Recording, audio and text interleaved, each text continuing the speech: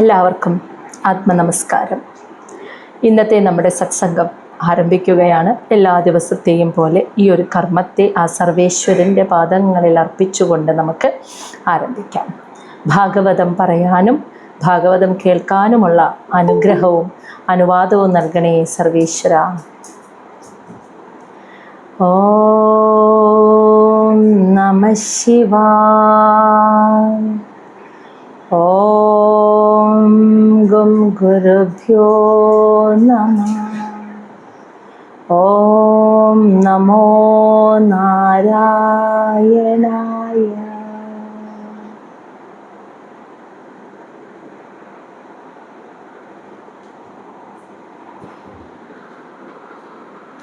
ശ്രീമദ് മഹാഭാഗവതം ചതുർത്ഥ സ്കന്ധം അധ്യായം 14 15 ശ്ലോകം വരെ 14 ശ്ലോകം വരെ നമ്മൾ ഇന്നലെ കഴിഞ്ഞു. ഇനി ഇന്നത്തെ, അതായത് വേനൻ്റെ ചരിതമാണ് പറഞ്ഞുകൊണ്ടിരിക്കുന്നത്. അംഗരാജാവ് പോയതിന് ശേഷം മഹർഷിമാരെല്ലാവരും കൂടി ആലോചിച്ചു എന്തു വേണം. രാജ്യത്ത് ഒരു രാജാവില്ലാത്ത അവസ്ഥ വന്നാൽ വലിയൊരു അരാജകത്വത്തിലേക്ക് പോവും. അപ്പോൾ അങ്ങനെ ഒരു അപകടം രാജ്യത്തിന് സംഭവിക്കാതിരിക്കണമെങ്കിൽ ഒരു രാജാവ് വേണം. അപ്പോൾ എന്ത് ചെയ്യണമെന്ന് ആലോചിക്കാൻ വേനൻ്റെ അമ്മ സുനീതയെ വിളിച്ചു വരുത്തി. എന്നിട്ട് മഹർഷിമാർ പറഞ്ഞു, വേനൻ ഒരു ദുർനടപ്പുകാരനാണ്. അതായത് നമുക്കറിയാലോ, കൊലപാതകം ആസ്വദിക്കുന്നവനാ. കൂട്ടുകാരെ, മൃഗങ്ങളെ എല്ലാവരെയും കൊന്നൊടുക്കാൻ ആഗ്രഹിക്കുന്നവനാ, മൃത്യുദേവനെ പോലെ, മുത്തശ്ശനെ പോലെ. അപ്പോൾ അങ്ങനെയുള്ള ക്രൂര മനസ്ഥിതിയുള്ള ആളാണ്. ഒരു രാജാവാൻ യാതൊരുവിധ യോഗ്യതയില്ല. പക്ഷേ രാജാവില്ലാത്തൊരവസ്ഥ നാടിന് വരരുത്. അപ്പോൾ എന്താ സംഭവിക്കുന്നത്? നാട്ടിലെ ഈ തെമ്മാടികളും ഈ കള്ളന്മാരും കൊലപാതകികളൊക്കെ പെരുകിയിട്ട് പ്രജകളുടെ ജീവിതം ദുരിതത്തിലാവുകയാണ്. അപ്പോൾ അതിൽ നിന്നും ജനങ്ങളെ സംരക്ഷിക്കാനായിട്ട് നമുക്ക് വേനനെ തന്നെ രാജാവാക്കാം എന്ന് മഹർഷിമാർ തീരുമാനിക്കുകയാണ്. മന്ത്രിമാർക്കോ മറ്റോ പ്രജകൾക്കോ ആർക്കും തന്നെ അതിൽ ഇഷ്ടമുണ്ടായിരുന്നില്ല. കാരണം എല്ലാവർക്കും ഭയമാണ് വേനനെ. പക്ഷേ എന്നാലും മഹർഷിമാർ അതൊന്നും നോക്കാതെ വേനനെ രാജാവാക്കുകയാണ്. അപ്പം രാജാവായി എന്ന് കണ്ടപ്പോൾ, അധികാരത്തിലേക്ക് സിംഹാസനാരോഹണം നടന്നതിന് ശേഷം വേനൻ്റെ സ്വഭാവം മാറുകയാണ്. അതായത് എല്ലാവരെക്കാളും മീതെ ഞാനാണ്, എനിക്ക് മീതെ ഇനി ഒരു ശക്തിയില്ല, ഈ ഭൂമി മുഴുവനും സർവരുടെയും പരിപാലകൻ ഞാനാണ് എന്ന ഒരു അഹങ്കാരം, സർവ്വ ഐശ്വര്യങ്ങളും പദവിയൊക്കെ കിട്ടിയപ്പോൾ ഒരു അഹങ്കാരം വേനൻ്റെ ഉള്ളിൽ വരികയും. അപ്പോൾ എന്താ ചെയ്തത്? ഒരു രഥത്തിലേറിയിട്ട് ഭൂമി മുഴുവൻ ഇങ്ങനെ ചുറ്റി സഞ്ചരിക്കാനായിട്ട് ഒരു യാത്ര നടത്തി. ആ രഥത്തിൻ്റെ പോക്ക് സ്പീഡ് കൊണ്ട് തന്നെ ഭൂമിയെ മുഴുവൻ ഇങ്ങനെ എല്ലാവരുടെയും മനസ്സിനെ ഭയപ്പെടുത്തുന്ന രീതിയിൽ, വിറപ്പിക്കുന്ന രീതിയിലുള്ള ഒരു യാത്രയാണ് അദ്ദേഹം നടത്തിയത്. പോകുന്ന വഴിക്ക് കാണുന്ന ബ്രാഹ്മണരോടൊക്കെ പറഞ്ഞു, നിങ്ങൾ ഇനി യാഗയജ്ഞങ്ങളൊന്നും ചെയ്യരുത്, പൂജ ചെയ്യരുത്, ഹോമം ചെയ്യരുത്, ആർക്കും ബലി അർപ്പിക്കരുത്, ദാനധർമ്മങ്ങൾ ചെയ്യരുത്, നിങ്ങൾ പൂജിക്കേണ്ടത് എന്നെയാണ് എന്ന് അവരോട് പറഞ്ഞു. അതൊക്കെ നിർത്തലാക്കിച്ചു. അങ്ങനെ വേനൻ്റെ ദുഷ്പ്രവർത്തികൾ അങ്ങ് കൂടി വന്നപ്പോൾ മഹർഷിമാരെല്ലാവരും കൂടി ഇരുന്ന് ആലോചിച്ചു, എന്തു വേണം, ഇതിങ്ങനെ പോയാൽ ശരിയാവില്ല. കാരണം ഇവർക്കൊരു കുറ്റബോധം. ആർക്കും ഇഷ്ടമില്ലാതിരുന്നിട്ടും മഹർഷിമാരാണ് വേനനെ രാജാവാക്കാൻ തീരുമാനിച്ചത്. അപ്പോൾ ഇപ്പോൾ ആരിലൂടെയാണോ പ്രജകൾ സംരക്ഷിക്കപ്പെടേണ്ടത് അതേ ആള്, സാധാരണ കാണുന്ന തെമ്മാടികളെക്കാളും വലിയ തെമ്മാടിയാണ് വേനൻ. അപ്പോൾ വേനൻ രാജാവായപ്പോൾ മറ്റുള്ളവരൊക്കെ ഓടി ഒളിച്ചു. അതായത് രാജ്യത്തിനകത്തെ ചെറുകിട കള്ളന്മാരും തെമ്മാടികളൊക്കെ ഉണ്ടല്ലോ, അവര് വേഗം ഓടി ഒളിച്ചു. കാരണം വേനന് ചെറിയ ശിക്ഷയൊന്നും കൊടുക്കാൻ അറിയില്ല. തെറ്റ് ചെയ്ത ഒന്നല്ല, ശിക്ഷിക്കുക എന്ന് പറഞ്ഞാൽ ഒരാളെ കൊല്ലുക എന്ന് മാത്രമേ അറിയുള്ളൂ. അപ്പോൾ പേടിച്ചിട്ട് മറ്റു കള്ളന്മാരൊക്കെ ഓടി ഒളിച്ചെങ്കിൽ കൂടിയും വേനൻ്റെ പ്രവൃത്തി ദോഷം കൊണ്ട് ജനങ്ങളെല്ലാം വല്ലാതെ നിരാശയിലും ദുരിതവും ബുദ്ധിമുട്ടും അനുഭവിച്ചു. അപ്പോൾ ഈ അവസ്ഥയിൽ നിന്നും ജനങ്ങളെ രക്ഷിച്ചില്ലെങ്കിൽ വേനൻ ചെയ്യുന്ന ഈ കർമ്മഫലം നമ്മളെ കൂടി ബാധിക്കുമെന്ന് മഹർഷിമാർ ചിന്തിച്ചു. കാരണം അവരാണ്, ആർക്കും ഇഷ്ടമില്ലെങ്കിൽ കൂടിയും അവരാണ് യാതൊരു യോഗ്യതയില്ലാത്ത വേനനെ പിടിച്ച് രാജാവാക്കിയത്. അപ്പോൾ ഇതിന് എന്താണ് ഒരു പരിഹാരം? ആദ്യം തന്നെ നമുക്ക് വേനനെ ചെന്ന് കണ്ട് ഒന്ന് സമാധാനിപ്പിച്ച് സാന്ത്വനിപ്പിച്ച് ഒന്ന് സംസാരിച്ചിട്ട് ഒന്ന് ഉപദേശിച്ചു കൊടുക്കാം. ചിലപ്പോൾ ചിലവരത് കേൾക്കുമ്പോൾ അവരുടെ ആ പ്രവൃത്തികൾ അവസാനിപ്പിക്കും. അപ്പോൾ അങ്ങനെ ഒന്ന് നമുക്ക് ഉപദേശിച്ചു കൊടുത്താലോ എന്ന് മഹർഷിമാർ ആലോചിച്ചു. അതും കേട്ടില്ലെങ്കിൽ നമുക്ക് നമ്മുടെ തേജസ് കൊണ്ട് വേനനെ ഭസ്മമാക്കി കളയാം എന്നവർ തീരുമാനിച്ചു. അഴിച്ചു. എന്നിട്ട് അവർ കോപമൊക്കെ അടക്കി വേനനെ ചെന്ന് കണ്ട് മഹർഷിമാരെല്ലാവരും കൂടി വേനനോട് പറയാണ്, അങ്ങയുടെ സമൃദ്ധിക്ക്, അങ്ങയുടെ ഐശ്വര്യം, ആയുസ്, ആരോഗ്യം, എല്ലാവിധ സമൃദ്ധിയും അങ്ങയുടെ വളർന്നു വരാൻ, അത് വർദ്ധിക്കാൻ വേണ്ട ചില കാര്യങ്ങൾ ഞങ്ങൾ അങ്ങേക്ക് പറഞ്ഞു തരാം, അങ്ങ് ദയവായി കേട്ടുകൊള്ളുക എന്ന് മഹർഷിമാർ വേനനെ ആദ്യം തന്നെ വളരെ ഭംഗിയായിട്ട് മധുരവാക്കുകളൊക്കെ പറഞ്ഞ് അങ്ങനെ സമാധാനിപ്പിച്ചിട്ട് ഉപദേശിക്കാൻ പോവുകയാണ്. എന്താണ് അവർ പറഞ്ഞത് എന്നാണ് ഇനി നമ്മൾ കേൾക്കാൻ പോകുന്നത്.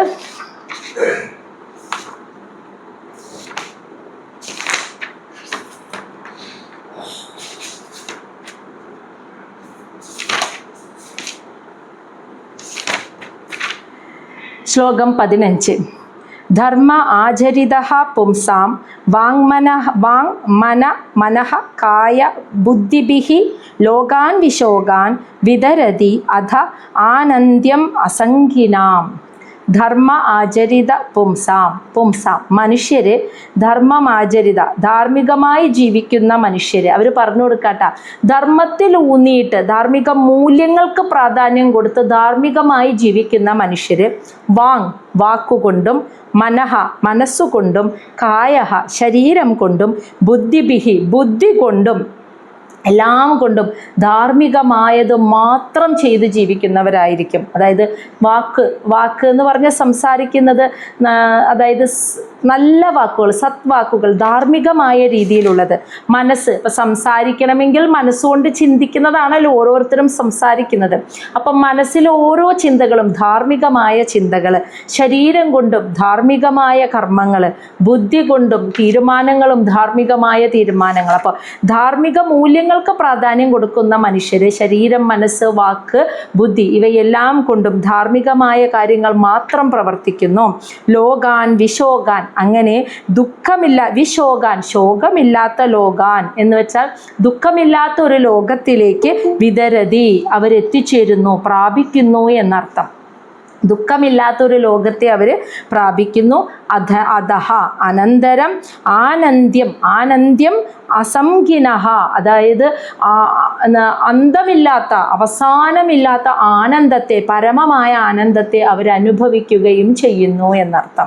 ഇവിടെ എന്താ പറഞ്ഞതെന്ന് വെച്ചാൽ, ആദ്യ രാജാവിനോട് പറയുകയാണ്, ധാർമ്മിക മൂല്യങ്ങൾക്ക് പ്രാധാന്യം കൊടുക്കുന്ന ഒരു വ്യക്തി, രാജാവേ, അല്ലയോ രാജാവേ, അവൻ വാക്കുകൊണ്ടും മനസ്സുകൊണ്ടും ബുദ്ധി കൊണ്ടും അവൻ്റെ ശരീരം കൊണ്ടും ധാർമ്മികമായ പ്രവൃത്തികൾ ചെയ്യുമ്പോൾ ലോകാൻ വിശോകാൻ, ശോകമില്ലാത്ത ഒരു ലോകത്തെ അവൻ പ്രാപിക്കുമെന്ന് പറഞ്ഞാൽ ഭൂമിയിലെ ജീവിതവും അവന് ശോകമില്ലാത്തതായിരിക്കും. ദുഃഖമില്ലാത്ത ഒരു ജീവിതം അവന് ഭൂമിയിൽ നയിക്കാൻ പറ്റും. ഇനി അതിനുശേഷം അവൻ ഉയർന്ന ഊർധ്വലോകങ്ങളിൽ, ഭൂമിയിൽ നിന്ന് മരണം സംഭവിച്ചു പോയി ഊർധ്വലോകങ്ങളിൽ എത്തുമ്പോൾ അവിടെയും അവന് ദുഃഖം ഇല്ലാത്ത ഒരു അവസ്ഥയെ അവൻ അനുഭവിക്കാനും സാധിക്കും. അങ്ങനെ പരമമായ അറ്റമില്ലാത്ത ആനന്ദത്തെ അനുഭവിക്കുന്നു എന്ന് പറഞ്ഞാൽ മോക്ഷത്തെ പ്രാപിക്കാനും അത് അവനെ സഹായിക്കുന്നു എന്നർത്ഥം. അതവനെ മോക്ഷത്തിലേക്കും എത്തിക്കുന്നു. പരമമായ ആനന്ദത്തെ അനുഭവിക്കാനും മോക്ഷാവസ്ഥയെ അനുഭവിക്കാനും അതിലൂടെ സാധിക്കുന്നു. ഇതിൻ്റെ ബേസ് കിടക്കുന്നത്, അത് ഏറ്റവും ഉയർന്ന അവസ്ഥ, ഞാൻ ആരെന്നറിഞ്ഞ് ആ മോക്ഷാവസ്ഥയിൽ എത്തുക, അതിൻ്റെ ബേസ് കിടക്കുന്നത് ധാർമ്മികമായ ജീവിതമാണ്. ധാർമ്മികമായ ചിന്ത, ധാർമ്മികമായ വാക്ക്, ധാർമ്മികമായ തീരുമാനങ്ങൾ, ശരീരം കൊണ്ടുള്ള പ്രവൃത്തിയും ധർമ്മത്തിൽ ഊന്നിക്കൊണ്ടുള്ള ജീവിത രീതി, അതാണ് അവനെ ദുഃഖരഹിതനാക്കുന്നത്. അങ്ങനെ ദുഃഖമില്ലാത്തൊരവസ്ഥ എന്താണെന്നറിയാലോ, ഭഗവത്ഗീതയിൽ പറഞ്ഞ അതിദീക്ഷാഭാവം.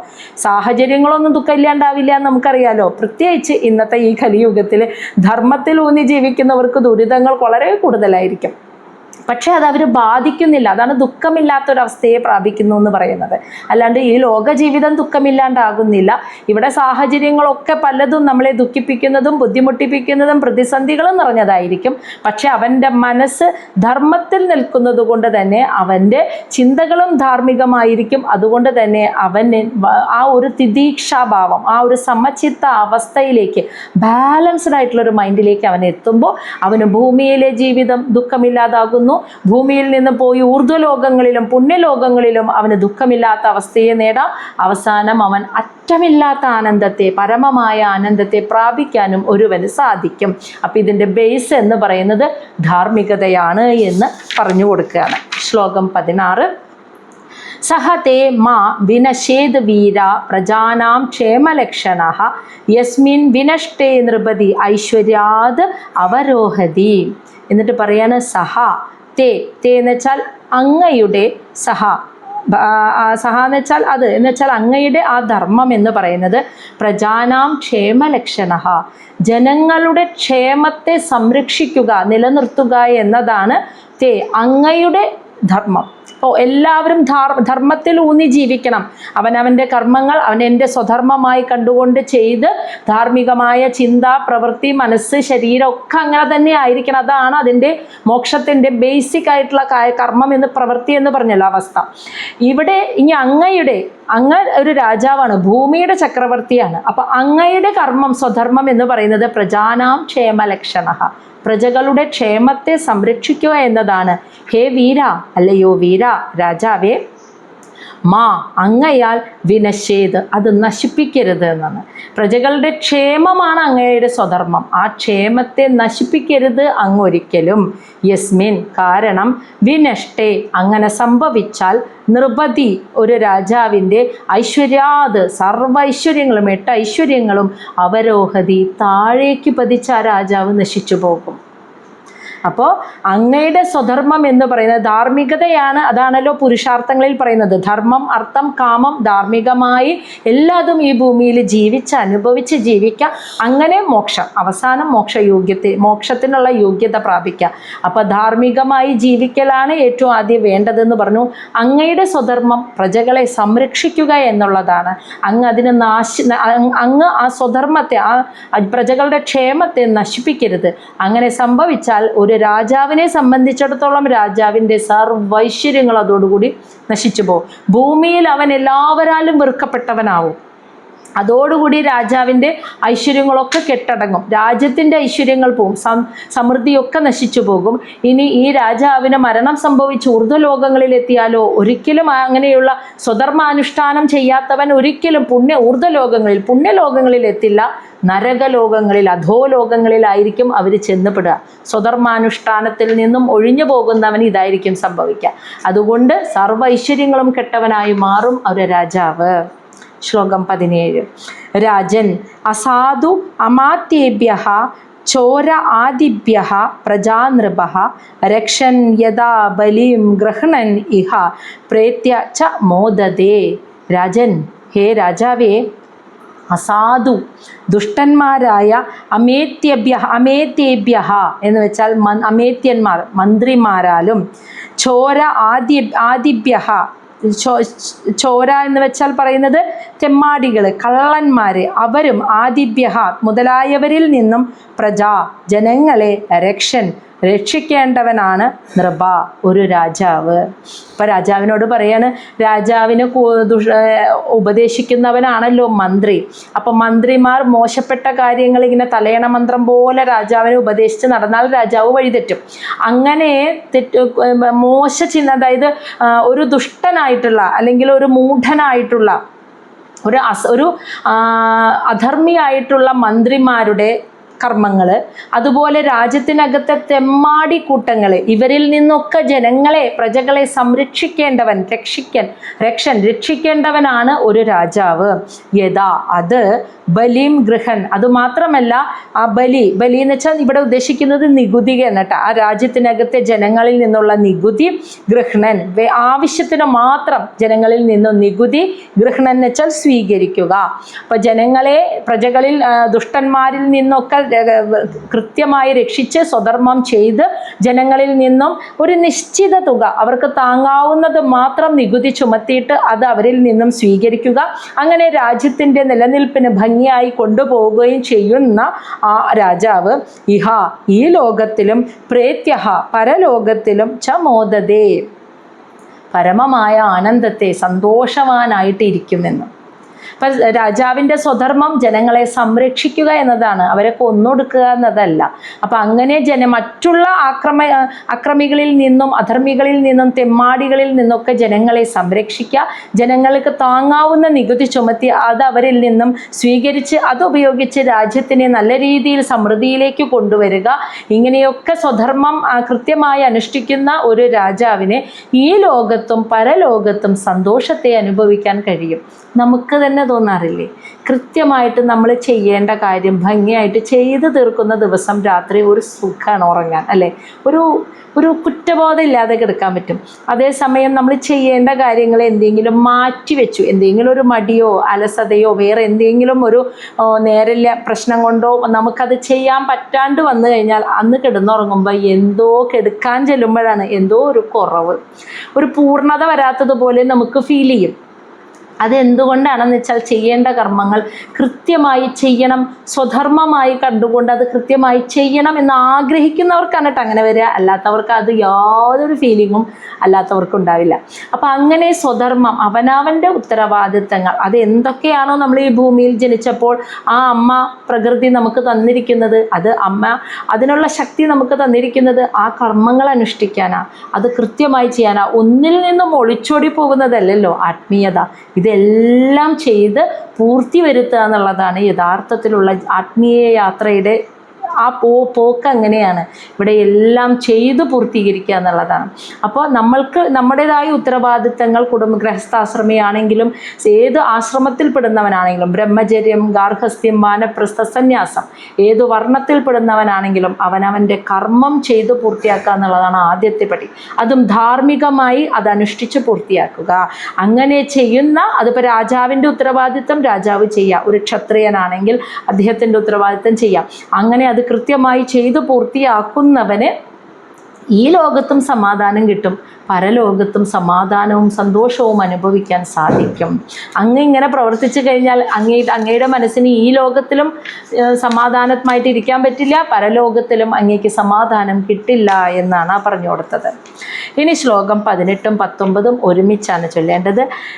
യസി രാഷ്ട്രേ പുരേ ച ഏവ ഭഗവാൻ യജ്ഞപുരുഷഃ യുജ്യതേ സ്വേന ധർമ്മേണ ജനൈ വർണ്ണ ആശ്രമ അന്വിതൈഃ.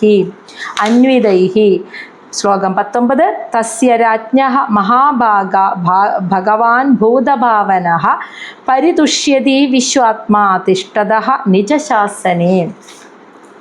യസ്യ, അവർ മഹർഷിമാർ പറഞ്ഞു കൊടുക്കുകയാണ്. യസ്യ എന്ന് വെച്ചാൽ ആരുടെ, രാഷ്ട്രേ രാജ്യത്ത്, പുരേച്ച നഗരത്തിലും, അപ്പോൾ ആരുടെ രാജ്യത്തിലും നഗരത്തിലുമാണോ, ഭഗവാൻ യജ്ഞപുരുഷഃ ഭഗവാൻ യജ്ഞമൂർത്തിയായ ഭഗവാൻ ശ്രീഹരി, യുജ്യതേ ആരാധിക്കുവാനായിട്ട്, സ്വേനധർമ്മേണ അവരവരുടെ സ്വന്തം ധർമ്മമായി കണ്ടുകൊണ്ട് ഭഗവാനെ ആരാധിക്കുന്ന ജനൈഹി ജനങ്ങളുള്ളത്, വർണ്ണ ആശ്രമ അന്വിതൈഹി ഏതു വർണ്ണത്തിൽപ്പെട്ടവൻ, ബ്രാഹ്മണൻ, ക്ഷത്രിയർ, വൈശ്യൻ, ശൂദ്രർ. ഇനി ഏത് ആശ്രമം, ബ്രഹ്മചര്യം, ഗാർഹസ്ഥ്യം, വാനപ്രസ്ഥ, സന്യാസം, ഈ 8 വിഭാഗത്തിൽപ്പെടുന്നവർ അന്യദേഹി അവരവരുടെ കർമ്മങ്ങൾ ചെയ്തുകൊണ്ട് ഏതൊരു രാജ്യത്താണോ ആ രാജ്യത്തിലും ആ നഗരത്തിലും മൊത്തം ആ ഭൂമിയിലും മൊത്തം അവിടുത്തെ ജനങ്ങൾ 4 വർണ്ണവും 4 ആശ്രമത്തിൽപ്പെട്ട ആളുകളാണ് ഈ ലോകത്തുള്ളൂ. അതിൽ പെടാത്തവർ ആരുമില്ല, അല്ലേ? 4 വർണ്ണത്തിലും 4 ആശ്രമത്തിലും ഈ 8 വിഭാഗത്തിലും പെടുന്ന ആളുകൾ അവരവരുടെ കർമ്മം എന്താണോ അത് സ്വധർമ്മമായി കണ്ടുകൊണ്ട് ചെയ്യുക. സ്വേനധർമ്മേണ സ്വധർമ്മമായി കണ്ടുകൊണ്ട് ചെയ്യുന്ന ജനങ്ങളുള്ളത്. അപ്പൊ അങ്ങയുടെ രാജ്യത്ത് അങ്ങനെയുള്ള ജനങ്ങൾ, ഭഗവാൻ ശ്രീഹരിയെ ആരാധിക്കുകയും ചെയ്യുന്ന ജനങ്ങളുണ്ടോ? അതിൻ്റെ ബാക്കിയാണ് 19. തസ്യ അവരോടൊപ്പം അല്ലെങ്കിൽ അവരെ സംരക്ഷിക്കുന്നവനായിരിക്കണം രാജാവ്. അവരെ ആ കർമ്മത്തിൽ സഹായിക്കുക, ഭഗവാനെ ആരാധിക്കുക, യാഗയജ്ഞങ്ങൾ നടത്തുക, നല്ല രീതിയിൽ ഓരോ ബ്രാഹ്മണരുടെ കർമ്മം അവർ ചെയ്യുക, ക്ഷത്രിയൻ, വൈശ്യൻ, ശൂദ്രർ ഓരോരുത്തരും അവരവരുടെ കർമ്മങ്ങൾ സ്വധർമ്മമായി കണ്ടുകൊണ്ട് ചെയ്ത് ഭഗവാൻ ശ്രീഹരിയെ ആരാധിക്കുന്നുണ്ടെങ്കിൽ രാജാവ് അവരെ സംരക്ഷിക്കുകയും അവരെ പ്രോത്സാഹിപ്പിക്കുകയും അവർക്ക് വേണ്ട സഹായങ്ങൾ അവരോടൊപ്പം നിൽക്കുന്നവനായിരിക്കണം രാജാവ്. അതാണ് തസ്യ രാജ്ഞഃ, അവരുടെ കൂടെ നിൽക്കുന്ന, അവരെ സഹായിക്കുന്നവനായിരിക്കണം രാജ്ഞഃ, രാജാവ്. മഹാഭാഗ, അല്ലയോ മഹാഭാഗ, വേനനെ വിളിക്കാൻ കേട്ടാ. ഭഗവാൻ ഭൂതഭാവനഃ, ഈ പ്രപഞ്ചത്തിലെ സർവചരാചരങ്ങളുടെ നിയന്താവായ ഭഗവാൻ ശ്രീഹരി അങ്ങനെ ചെയ്യുമ്പോൾ പരിതുഷ്യതി, പൂർണ്ണ സംതൃപ്തനാകുന്നു. വിശ്വാത്മാ, സാക്ഷാൽ പരമാത്മാവായ ഭഗവാൻ ആ രാജാവിൽ പൂർണ്ണ പരിതുഷ്യതി എന്ന് വെച്ചാൽ സംതൃപ്തനാകുന്നു. തിഷ്ഠതഃ, കൃത്യമായി തിഷ്ഠതഃ നിജശാസനെ, കാരണം ഭഗവാൻ എന്താ വിചാരിക്കണേന്നോ, നിജശാസനെ, താൻ പറഞ്ഞു കൊടുത്ത ആ നിയമങ്ങളെ, ഭൂമിയിൽ ജീവിക്കുമ്പോൾ ഇങ്ങനെ ജീവിക്കണമെന്ന് താൻ പറഞ്ഞു കൊടുത്ത ആ നിയമങ്ങളെ തിഷ്ഠതഃ, കൃത്യമായി പാലിക്കുന്ന രാജാവും ജനങ്ങളുമുള്ള നാടാണത്. അതുകൊണ്ട് ഭഗവാൻ അവരിൽ പൂർണ്ണ സന്തോഷവാനായിരിക്കുമെന്ന്, അതാണ് ആ പറഞ്ഞത്. മനസ്സിലായോ? ഭഗവാനാണല്ലോ, അറിയാലോ, 4 വർണ്ണങ്ങൾ, 4 ആശ്രമങ്ങൾ, ഓരോരുത്തരുടെയും കർമ്മങ്ങളും പറഞ്ഞു കൊടുത്തത്. അപ്പം ഞാൻ പറഞ്ഞു കൊടുത്ത ശാസനകളെ കൃത്യമായി അനുഷ്ഠിക്കുന്ന രാജാവും ജനങ്ങളുമുള്ള രാജ്യം, ഭൂമി, അങ്ങനെയായാൽ ഭഗവാൻ അതീവ സന്തുഷ്ടനായിരിക്കും അവരിൽ നിന്ന്. ആ രാജാവിലായിരിക്കും കൂടുതൽ, കാരണം രാജാവ് കൂടുതൽ സഹായം കൊടുക്കുന്നു, പ്രോത്സാഹിപ്പിക്കുന്നു, ജനങ്ങളെ സംരക്ഷിക്കുന്നു. അപ്പോൾ അതൊക്കെ കാണുമ്പോൾ ഭഗവാൻ കൂടുതൽ സംതൃപ്തനായിരിക്കും.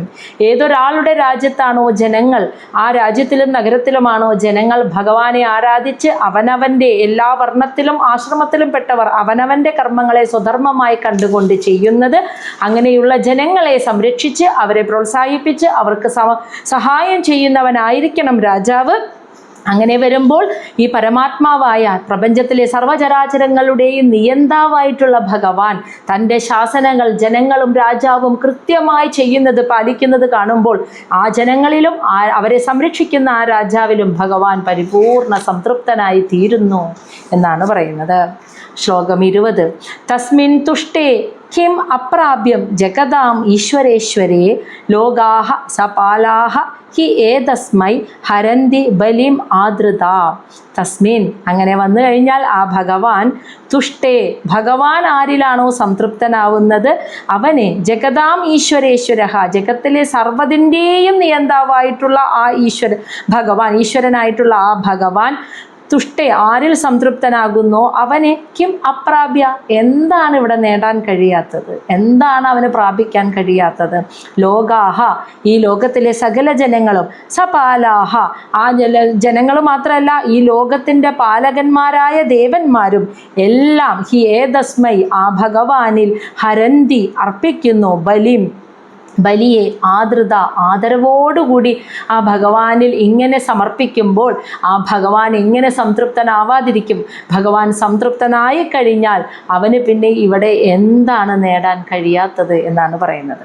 അപ്പോൾ ഭഗവാനെ സംതൃപ്തനാക്കുന്ന രീതിയിൽ ജീവിക്കുക എന്നുള്ളതാണ്, സ്വധർമ്മത്തെ പാലിച്ച് ജീവിക്കുക എന്നുള്ളതാണ് ചെയ്യേണ്ടത് ഓരോ വ്യക്തിയും. അതിന് രാജാവ് മാതൃകയാവുക, ജനങ്ങൾ അങ്ങനെ അനുഷ്ഠിക്കുമ്പോൾ രാജാവ് അവരെ സഹായിക്കുകയും സംരക്ഷിക്കുകയും ചെയ്യുക. അങ്ങനെ വരുമ്പോൾ ഭഗവാൻ സംതൃപ്തനാകുന്നു, ഭഗവാന്റെ ശാസനകൾ കൃത്യമായി പാലിക്കുന്നത് കാണുമ്പോൾ ഭഗവാൻ സംതൃപ്തനാകുന്നു. ഭഗവാൻ സംതൃപ്തനായാൽ, അതായത് ജനങ്ങളുടെ പാലകന്മാരായവരും എല്ലാ ലോകപാലകന്മാരും എല്ലാവരും ആ ഭഗവാൻ ശ്രീഹരിയിൽ പൂർണ്ണമായ സമർപ്പിതമായ ഭക്തിയോടെ കർമ്മങ്ങളൊക്കെ അനുഷ്ഠിച്ച് ആ ഭഗവാനെ ആരാധിച്ച് ജീവിക്കുന്നത് കാണുമ്പോൾ ഭഗവാൻ സംതൃപ്തനാവുകയും, ഭഗവാൻ സംതൃപ്തനായ പിന്നെ അവന് എന്താണ് അപ്രാപ്യമായിട്ടുള്ളത്? ഇവിടെ എല്ലാം അവന് സാധ്യമാകുന്നു, അവനെല്ലാം നേടിയെടുക്കാനും സാധിക്കുന്നു എന്ന് പറഞ്ഞു. വേനൻ ഇങ്ങനെ പറഞ്ഞു കൊടുക്കുകയാണ് കേട്ടോ ഇതെല്ലാം. ശ്ലോകം 21. തം സർവലോക അമരയജ്ഞ സംഗ്രഹം ത്രയീമയും ദ്രവ്യമയും തപോമയം യജ്ഞൈഃ വിചിത്രൈഃ യജതഃ ഭവായതേ രാജൻ സ്വദേശാൻ അനുരോധും അർഹസി.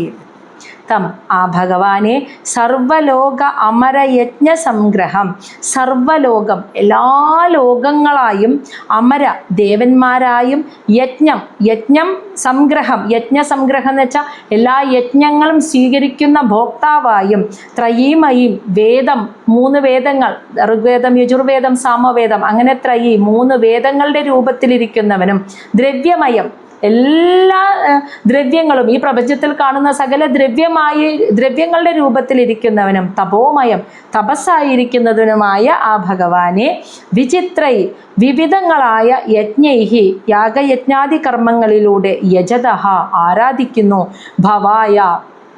ഭവായ തേ എന്ന് വെച്ചാൽ അങ്ങയുടെ ഭവായ മംഗളത്തിനായിട്ട്, ഉയർച്ചയ്ക്കായിട്ട്.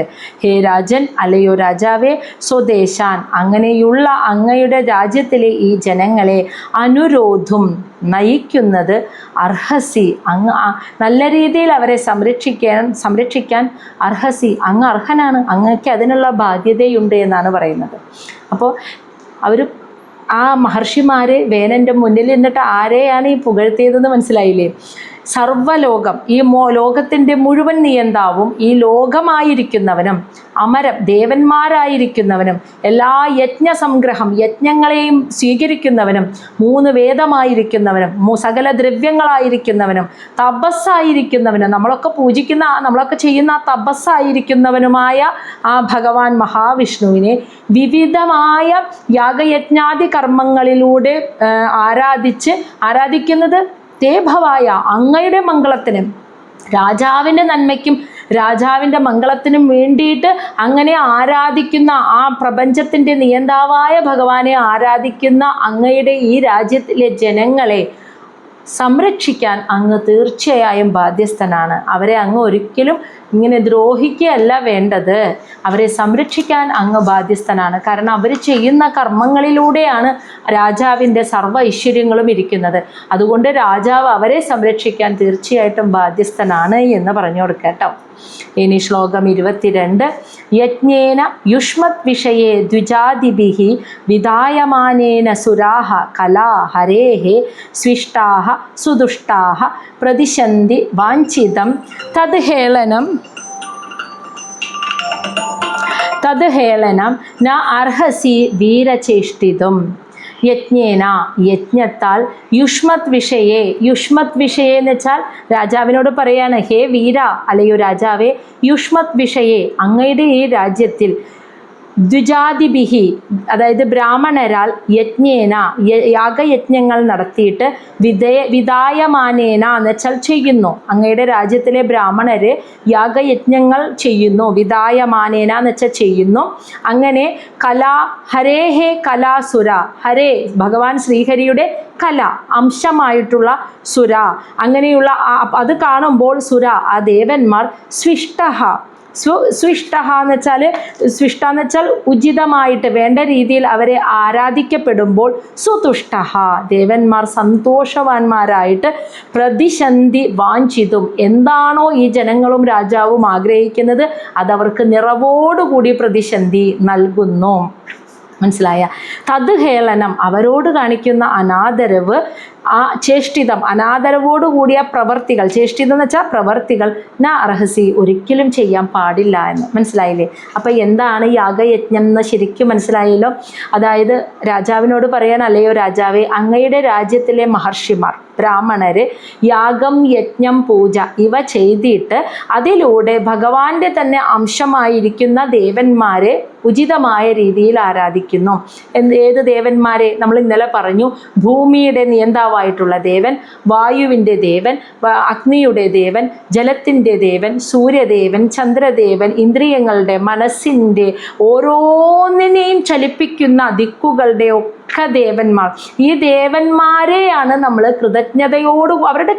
അവരോടുള്ള കൃതജ്ഞത കാണിക്കുന്നതാണ് പൂജ എന്നാ പറയുന്നത്. യാഗം യജ്ഞം എന്ന് പറയുന്നത് അവരെ സംതൃപ്തിപ്പെടുത്താൻ. കാരണം അവർ നൽകുന്ന അനുഗ്രഹം കൊണ്ടാണ് ഈ പഞ്ചഭൂതങ്ങളാൽ നിർമ്മിതമായ ശരീരത്തിൽ ഇരുന്ന് ഈ ഭൂമിയിൽ നമ്മളെല്ലാം അനുഭവിച്ച് ജീവിക്കുന്നത്. അവരവരുടെ കർമ്മം നമുക്ക് നൽകുന്നത് കൊണ്ടാണ്. കൃത്യമായി ചെയ്ത് പ്രകൃതി നിശ്ചയത്താൽ അവരിൽ വിധിക്കപ്പെട്ട കർമ്മം അവർ കൃത്യമായി ചെയ്യുന്നത് കൊണ്ടാണ് ഈ പ്രപഞ്ചം ഇങ്ങനെ നിൽക്കുന്നതും നമ്മളൊക്കെ ഇങ്ങനെ സുഖമായി ജീവിക്കുന്നത്. അപ്പം അവരോടുള്ള കൃതജ്ഞതയാണ് യാഗയജ്ഞാദി കർമ്മത്തിലൂടെ നമ്മൾ ബ്രാഹ്മണർ അനുഷ്ഠിക്കുന്നത്. അപ്പോൾ അങ്ങയുടെ രാജ്യത്തിലെ ബ്രാഹ്മണർ അവരെ അങ്ങനെ ഉചിതമായി ആരാധിക്കുമ്പോൾ അവർ സംതൃപ്തരാകുന്നു. അങ്ങനെ അവർ വേണ്ടതെല്ലാം ഭൂമിയെ സമൃദ്ധമാക്കുന്നു. വായു ജലം എല്ലാം വേണ്ടതെല്ലാം നിറവോടുകൂടി അവർ സംതൃപ്തരാകുമ്പോൾ ആ ദേവന്മാർ അനുഗ്രഹിച്ചു നൽകുന്നു. എന്നാൽ അതേസമയം തദ്ഹേളനം, അവരോട് കാണിക്കുന്ന അനാദരവ്, ഒരു യാഗവും യജ്ഞവും ഒന്നും ചെയ്യില്ല, ഒരു കർമ്മവും ചെയ്യില്ല. ഇതൊക്കെ ഞങ്ങളെന്തോ ഉണ്ടാക്കിയതാണ്, ഈ ലോകത്ത് കാണുന്നതെല്ലാം എന്ന ഭാവത്തോടു കൂടി ജീവിച്ച് അവരോട് കാണിക്കുന്ന അനാദരവ്, അങ്ങനെയുള്ള ചേഷ്ടിതം പ്രവൃത്തി ഒരിക്കലും ആരും ചെയ്യാൻ പാടില്ല എന്ന് പറഞ്ഞു കൊടുക്കുകയാണ്. അപ്പം വേനൻ യാത്ര പോയപ്പോൾ എല്ലാവരോടും പറഞ്ഞത് എന്താ? ഇവിടെ പൂജയും യാഗവും യജ്ഞവും ഒന്നും ചെയ്യാൻ പാടില്ല, ബലി ചെയ്യാൻ പാടില്ല, ഹോമം ചെയ്യാൻ പാടില്ല, ദാനധർമ്മങ്ങൾ ചെയ്യാൻ പാടില്ല, ഇതാണല്ലോ പറഞ്ഞത്. അപ്പം അതൊരിക്കലും ചെയ്യാൻ പാടില്ല എന്ന് മഹർഷിമാർ പറഞ്ഞു കൊടുത്തപ്പോൾ ഇതൊക്കെ കേട്ട് നിന്ന വേനൻ്റെ മറുപടി എന്താണെന്ന് ഇനി നമുക്ക് നോക്കാം. ശ്ലോകം 23 വേന ഉവാച ബാലിശാ ബദ യൂയം വ അധർമ്മേ ധർമ്മമാനിനഃ യേ വൃത്തിദം പതിം ഹിത്വ ജാരംപതി ഉപാസതേ. കേട്ടുവോ പറഞ്ഞത്? ബാലിശ അല്ലയോ ബാലിശമായ ബുദ്ധിയുള്ളവരെ, അതായത് മൂഢന്മാരെ, ബദ കഷ്ടം തന്നെയാണെന്ന് മഹർഷിമാരെ എന്നിട്ട് വിളിക്കണേ, അല്ലയോ മൂഢന്മാരെ കഷ്ടം തന്നെയാണിത്. യൂയം, അതായത് യൂയം എന്ന് വെച്ചാൽ നിങ്ങളാണ്, അധർമ്മേ അധർമ്മമാകുന്ന കാര്യങ്ങളെ ധർമ്മമാനിനഃ ധർമ്മമായി കാണുന്നത്, അധർമ്മമായിട്ടുള്ള ഒരു കാര്യത്തെ ധർമ്മമായി കാണുന്നത് നിങ്ങളാണ്, നിങ്ങൾ മൂഢന്മാരാണ്. എനിക്കല്ല ഇവിടെ തെറ്റുപറ്റിയത്, ഞാനല്ല അധർമ്മം ചെയ്യുന്നത്, നിങ്ങൾ ഈ പറയുന്നതാണ്. ഒരിക്കലും നല്ല കാര്യമല്ലാന്ന്, ഈ യാഗം യജ്ഞം ദാനം ഇതൊക്കെ ചെയ്യുന്നത് അധർമ്മമാണെന്നാണ് വേനൻ പറയുന്നത്. അധർമ്മമായ ഒരു കാര്യത്തെ ധർമ്മമായി കണ്ട് തെറ്റിദ്ധരിച്ച് നടക്കുന്നത് മൂഢന്മാരായ നിങ്ങളാണെന്നാണ് വേനൻ പറഞ്ഞത്. എന്നിട്ട് ഒരു ഉദാഹരണം പറഞ്ഞത് ഇങ്ങനെയാണ് കേട്ടോ. അതിൽ നിന്ന് തന്നെ ആ വ്യക്തിയുടെ സംസ്കാരം എന്താണെന്ന് ഊഹിക്കാം. ഒരു സ്ത്രീ വൃത്തിദം പതിം, അവളെ പരിപാലിക്കുന്ന, അവളെ സംരക്ഷിക്കുന്ന, അവൾക്കെല്ലാം കൊടുക്കുന്ന പതി, അവളുടെ ഭർത്താവിനെ ഹിത്വ ഉപേക്ഷിച്ചിട്ട് ജാരംപതി, ജാരനായ ഒരു പതിയെ ഉപാസതേ ആരാധിക്കുന്നത്, സ്നേഹിക്കുന്നത് പോലെയാണ് നിങ്ങളിപ്പോൾ കാണിക്കുന്നത്. ഒരു സ്ത്രീയെ, അവളെ വിവാഹം കഴിച്ച, അവളെ പരിപാലിക്കുന്ന, അവളെ സംരക്ഷിക്കുന്ന, അവൾക്കെല്ലാം നൽകുന്ന അവളുടെ ഭർത്താവിനെ ഉപേക്ഷിച്ചിട്ട് വേറൊരു ജാരനായ ആളെ ഭർത്താവായി കണ്ട് അവനെ പ്രവൃത്തിയാണ് ഇപ്പം നിങ്ങൾ ചെയ്തുകൊണ്ടിരിക്കുന്നത്. എന്താ പറഞ്ഞതിൻ്റെ അർത്ഥം? നിങ്ങളെയൊക്കെ, ഈ എല്ലാ പ്രജകളെയും നിങ്ങളെയൊക്കെ സംരക്ഷിക്കുന്നവൻ ഞാനാ, നിങ്ങൾക്കെല്ലാം നൽകുന്നവൻ ഞാനാ. എന്നിട്ട് എന്നെ മറന്നിട്ട് നിങ്ങൾ ഏതോ ദേവന്മാരെയും ആൾക്കാരെയും പൂജിക്കാൻ, ആരാധിക്കാൻ വേണ്ടി യാഗവും യജ്ഞവും നടത്തുന്നത് ജാരനായിട്ടുള്ള ഭർത്താവിനെ സ്നേഹിക്കുന്ന സ്ത്രീകൾക്ക് തുല്യമായിട്ടുള്ള പ്രവൃത്തി. നിങ്ങളാണ് അധർമ്മം ചെയ്യുന്നത്. അധർമ്മമായ കാര്യത്തെ ധർമ്മമാണെന്ന് തെറ്റിദ്ധരിച്ച് ചെയ്ത് നടക്കുന്നത് നിങ്ങളാണ്, ഞാനല്ല എന്ന്. അപ്പോൾ ആ വ്യക്തി പറഞ്ഞ ഉദാഹരണം ഒന്ന് നോക്കി വെക്കൂ. ശ്ലോകം 24 അവജാനന്തി അമി മൂഢ നൃപരൂപിണാം ഈശ്വരം ന അനുവിന്ദന്തി തേ ബ്രഹ്മം ഇഹ ലോകേ പരത്രച. അവജാനന്തി, അതായത് അനാദരവ് കാണിക്കുകയാണ്. അമി, അതായത് ഈ മൂഢാന്ന് വെച്ചാൽ മൂഢന്മാർ. നൃപ എന്താ പറയണമെന്നറിയോ? നൃപ രൂപിണ, ഒരു രാജാവിൻ്റെ മനുഷ്യരൂപത്തിൽ, ഒരു രാജാവിൻ്റെ രൂപത്തിൽ ഈശ്വരം, നിങ്ങളുടെയൊക്കെ ഈശ്വരനായിരിക്കുന്ന എന്നോട് അവജാനന്തി, മൂഢന്മാരായ നിങ്ങൾ അനാദരവ്, എന്നെ ആദരിക്കണില്ല. നിങ്ങളുടെയൊക്കെ ഈശ്വരൻ മനുഷ്യരൂപത്തിൽ, രാജാവിൻ്റെ രൂപത്തിൽ നിങ്ങളെയൊക്കെ സംരക്ഷിക്കുന്ന നിങ്ങളുടെ ഈശ്വരനായിരിക്കുന്ന എന്നോട് മൂഢന്മാരായ നിങ്ങൾ അനാദരവ് കാണിക്കുന്നു. എന്നിട്ട് ഇതുവരെ കണ്ടിട്ടും കേട്ടിട്ടില്ലാത്ത ഓരോരുത്തരുടെ പേര് പറഞ്ഞ് നിങ്ങൾ യാഗയജ്ഞം നടത്തുന്നു. നിങ്ങളാണ് അധർമ്മം ചെയ്യുന്നത്. എന്നിട്ട് പറയാണ് ന അനുവിന്ദന്തി എന്ന് വെച്ചാൽ ന അനുവിന്ദന്തി, ഒരിക്കലും അനുഭവിക്കാൻ പറ്റില്ല. തേ, അങ്ങനെയുള്ള നിങ്ങൾക്ക് ഭദ്രം എന്ന് വെച്ചാൽ എല്ലാ മംഗളം, ഭദ്രവും ഐശ്വര്യവും മംഗളവും ഇഹ ഈ ലോകത്തിലും പരലോകത്തിലും നിങ്ങളെപ്പോലെയുള്ളവർക്ക് ഒരിക്കലും മംഗളം സംഭവിക്കില്ല എന്നാണ് വേനൻ്റെ കണ്ടുപിടുത്തം. നിങ്ങളെയൊക്കെ സംരക്ഷിക്കുന്ന നിങ്ങളുടെ ഈശ്വരൻ, മനുഷ്യരൂപത്തിൽ രാജാവായിരിക്കുന്ന ഈശ്വരൻ ഞാനാണ്. എന്നോട് അനാദരവ് കാണിക്കുക, എന്നെ ആദരിക്കുന്നില്ല, ബഹുമാനിക്കുന്നില്ല, ആരാധിക്കുന്നില്ല. എന്നിട്ട് കണ്ടിട്ടും കേട്ടിട്ടില്ലാത്ത ഈശ്വരൻ്റെ പേരും പറഞ്ഞ് യാഗയജ്ഞാവും ചെയ്യുന്നു. നിങ്ങളെപ്പോലെയുള്ളവർ ഈ അനാദരവ് കാണിക്കുന്ന, അധർമ്മം കാണിക്കുന്ന നിങ്ങളെപ്പോലെയുള്ളവർക്ക് ഈ ലോകത്തിലും പരലോകത്തിലും മംഗളം സംഭവിക്കില്ല എന്നാണ് വേനൻ്റെ കണ്ടുപിടുത്തം. വളരെ വലിയ തെറ്റാണെന്നാണ് വേനൻ പറയുന്നത്. ശ്ലോകം 25. കഹ യജ്ഞപുരുഷഃ നാമ യത്ര വോ ഭക്തി ഈദൃശി ഭർതൃസ്നേഹവിദൂരാണാം യഥാചാരേ കുയോഷിതാം. കഹ ആരാണ്? യജ്ഞപുരുഷഃ നാമ. ഈ യജ്ഞപുരുഷൻ എന്ന പേരിൽ അറിയപ്പെടുന്നത് ആരാണ്? എത്ര ഏതൊരുവനാണ്? വഹ നിങ്ങൾ ഭക്തിയും ഈദൃശിയും. നിങ്ങളിപ്പോൾ ഇത്രയും മുന്നേ ഭക്തിയോടുകൂടി പുകഴ്ത്തി പറഞ്ഞില്ലേ? അതായത് പ്രപഞ്ചത്തിൻ്റെ ദേവന്മാരുടെ എല്ലാ ദ്രവ്യങ്ങളുടെയും തപസ്സിൻ്റെയും ഒക്കെ സ്വരൂപത്തോടു കൂടി ഇരിക്കുന്ന ഭഗവാൻ എന്ന് പറഞ്ഞ് നിങ്ങൾ ഭക്തിയോടുകൂടി നിങ്ങൾ പറഞ്ഞ ഈ യജ്ഞപുരുഷൻ എന്ന് പറയുന്ന ആ നാമത്തിൽ അറിയപ്പെടുന്നവൻ ആരാണ് എന്ന് ചോദിക്കുകയാണ് വേനൻ. എന്നിട്ട് പറയാ ഭർതൃസ്നേഹം വിദൂരാണാം. ഭർത്താവിനോട് ഒരു സ്നേഹവും വിദൂരാണാം ഇല്ലാതെ യഥാ ജാരനെ സ്നേഹിക്കുന്ന കുയോഷിതം പാതിവൃത്യമില്ലാത്ത ഒരു സ്ത്രീ യഥാ എന്ന പോലത്തെ പ്രവൃത്തിയാണ് നിങ്ങൾ കാണിക്കുന്നത്. ഭർത്താവിനെ സ്നേഹിക്കാതെ ജാരനെ സ്നേഹിച്ചു നടക്കുന്ന ഒരു പാതിവൃത്യവും സത്യവും ഇല്ലാത്ത ഒരു സ്ത്രീ എന്നതുപോലെയുള്ള പ്രവൃത്തിയാണ് നിങ്ങൾ ചെയ്യുന്നത്. നിങ്ങളെ സംരക്ഷിക്കുന്ന, നിങ്ങളുടെ മുന്നിൽ മനുഷ്യരൂപത്തിൽ രാജാവിൻ്റെ രൂപത്തിൽ നിങ്ങളുടെ ഈശ്വരനായിരിക്കുന്ന എന്നെ തഴഞ്ഞിട്ട് എന്നോട് ആദരവ് കാണിക്കാതെ കണ്ടിട്ടും കേട്ടിട്ടുമില്ലാത്ത ദേവന്മാരുടെ പേര് പറഞ്ഞ് യജ്ഞപുരുഷൻ എന്നൊക്കെ പറഞ്ഞ് നിങ്ങൾ ഈ ഭക്തിയോടുകൂടി ആരാധിക്കുന്നത് ആരെയാണ്? എത്രയും വലിയ അനാദരവാണ്, അധർമ്മമാണ് നിങ്ങൾ കാണിക്കുന്നത്. അധർമ്മത്തെ ധർമ്മമായി തെറ്റിദ്ധരിച്ചിരിക്കുകയാണ് നിങ്ങളെന്ന് വേനൻ അങ്ങനെ മഹർഷിമാരോട് പറയുകയാണ് കേട്ടോ. എന്നിട്ട് പറയാണ് വിഷ്ണുഹു. ശ്ലോകം 26, 27 ഒരുമിച്ച്. വിഷ്ണുഹു വിരിഞ്ചഃ ഗിരിശ ഇന്ദ്ര വായു യമഃ രവിഃ പർജന്യഃ ധനദഃ സോമഃ ക്ഷിതി അഗ്നി അപാംപതിഃ ഏതേച്ച അന്യേച്ച വിബുധാഃ പ്രഭാവോ വരശാപയോ ദേഹേ ഭവന്തി നൃപതേ സർവദേവമയഃ നൃപഃ. വിഷ്ണു ഭഗവാൻ, വിരിഞ്ചൻ ബ്രഹ്മദേവൻ, ഗിരിശ മഹാദേവൻ, ഇന്ദ്രൻ ഇന്ദ്രദേവൻ, വായുദേവൻ, യമഃ യമദേവൻ, രവി സൂര്യദേവൻ, പർജന്യഃ അതായത് മഴയുടെ ദേവൻ, ധനദഃ കുബേരൻ, സോമഃ ചന്ദ്രദേവൻ, ക്ഷിതി ഭൂമിയുടെ ദേവൻ, അഗ്നിദേവൻ, അപാംപതി ജലത്തിൻ്റെ ദേവൻ, ഏതേ ഇവരെല്ലാം അന്യേച്ച വിഭുത. ഇനി മറ്റേതെങ്കിലും വിഭുത ദേവന്മാരുണ്ടെങ്കിൽ അവരെല്ലാം വരം ശാപയഃ പ്രഭാവഃ വരം നൽകാനും ശാപം നൽകാനും പ്രഭാവഃ കഴിവുള്ളവരാണ്. അതിനുള്ള വരം കൊടുക്കാനും ശാപം കൊടുക്കാനും സമർത്ഥന്മാരായ എല്ലാ ദേവന്മാരും നൃപതേ ഒരു രാജാവിൻ്റെ ദേഹേ ശരീരത്തിൽ ഭവന്തി വസിക്കുന്നു എന്നാണ് വേനൻ പറയുന്നത്. അതുകൊണ്ട് നൃപഃ രാജാവ് എന്ന് പറഞ്ഞാൽ സർവദേവമയഃ എല്ലാ ദേവന്മാരും കൂടിച്ചേർന്ന സ്വരൂപമാണ് രാജാവ്. അതുകൊണ്ട് രാജാവിനെയാണ് ആരാധിക്കേണ്ടത് എന്നാണ് വേനൻ്റെ തത്വം. വിഷ്ണു ഭഗവാനും ത്രിമൂർത്തികൾ ബ്രഹ്മാവും മഹാവിഷ്ണു മഹാദേവൻ, ഇന്ദ്രൻ വായു യമദേവൻ, സൂര്യദേവൻ മഴയുടെ ദേവൻ, ധനത്തിൻ്റെ ദേവൻ, ചന്ദ്രദേവൻ, ക്ഷിതി ഭൂമിയുടെ അഗ്നിയുടെ ജലത്തിൻ്റെ എല്ലാ ദേവന്മാരും. ഇനി പേര് പറയാത്ത ഏതെങ്കിലും ദേവന്മാരുണ്ടോ? ഇവരെല്ലാം തന്നെ ശാപം കൊടുക്കാനും വരം നൽകാനും സമർത്ഥരായ ഈ ദേവന്മാരെല്ലാം ഒരു രാജാവിൻ്റെ ശരീരത്തിലാണ് വസിക്കുന്നത്. അതുകൊണ്ട് രാജാവ് എന്ന് വെച്ചാൽ സർവദേവമയം, സർവദേവന്മാരുടെയും രൂപമാണ് രാജാവ്. അതുകൊണ്ട് രാജാവിനെയാണ് നിങ്ങൾ ആരാധിക്കേണ്ടത്, ഈ ദേവന്മാരെയല്ല.